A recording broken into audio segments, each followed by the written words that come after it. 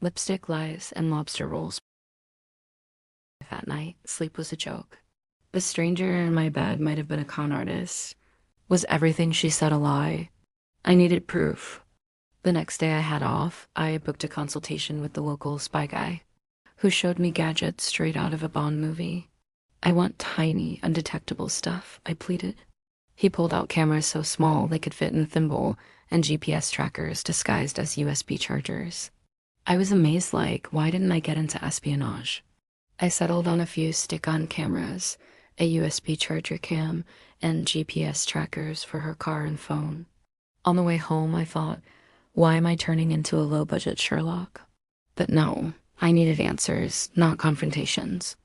The house was empty, perfect for installing my mini surveillance empire. One camera on the hallway clock, one by the back door, and cameras in the bedroom, bathroom, and kitchen. I even slipped a voice recorder into Junie's room. Why not? Let's find out what secrets that wild card was hiding too. 2 hours later, cameras armed and activated, Uni strolls in. Hey, are you up? She asks. Yeah. I need a favor. Can you lend me $100 until payday? Sure, but next Friday I want it back. She agreed, and I gave her the money. Later, Ray came home with Lucas. You picked him up today. Did you get off early? 2 women inside house talking. Nope, took the day off. Needed to spend time with my son, Ree said, sounding a little worn out. I nodded, trying to sound supportive. Then she unleashed it how tired she was of the same old, same old. She never wanted kids. She dreamed of sandy beaches and fruity drinks, not diapers and deadlines. Meanwhile, her kid's dad was out living his best life, and she was stuck with a 4-year-old. She cried. I had to be honest. Look, being a parent isn't easy. Being a single parent, even harder. Maybe Lucas can spend some time with his dad. Everyone needs a break. She sniffled and nodded. Chapter 6. The house felt different now.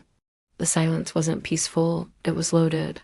Heavy with secrets I hadn't asked for, but now couldn't unknow. The cameras I'd set up had become my addiction. I watched the footage like a Netflix series I couldn't turn off, only this wasn't fiction. This was my life, raw and real, and unraveling in front of my eyes. That week, things started shifting. Renee became careful, too careful. She started turning off her phone more often. Her smile felt hollow. Her affection, routine. She kissed me like clockwork, always the same, never too much, never too little. Like she was playing a part, like I was her audience. Woman, I was beginning to realize I had invited a stranger into my home, into my bed, into my heart, and she was performing the role of a lifetime. Late one night, I was curled up on the couch, watching the entranceway camera when I saw her. Renee, sneaking back into the house at 3:42 am. Her hoodie pulled tight, eyes darting, clutching her phone like it held state secrets. She didn't know I was watching. I saw her text Phoenix again, a message that read, "She doesn't know anything." Just a little longer. My stomach twisted. Woman, a little longer for what? The next morning, I acted like everything was fine. Made breakfast, asked how she slept. Pretended not to notice the new perfume she didn't wear for me, but inside, I was boiling. I confided in no one, not even Willow, who had her messes. She was in and out, chasing girlfriends like loose change, always borrowing money, always dodging accountability like it was a bill collector. I didn't trust her anymore either, so I began planning. Not just watching, strategizing. I printed the messages, took screenshots, labeled the camera footage.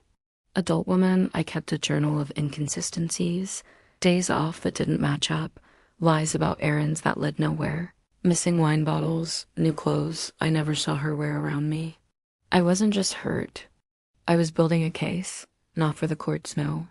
This was a case for my own clarity. I needed to know the truth, no matter how ugly it was. No matter how much it shattered the fantasy I had built out of hope and loneliness. Because if Renee thought I was naive, she had another thing coming, and if she was running a game, she didn't realize I had just joined the players.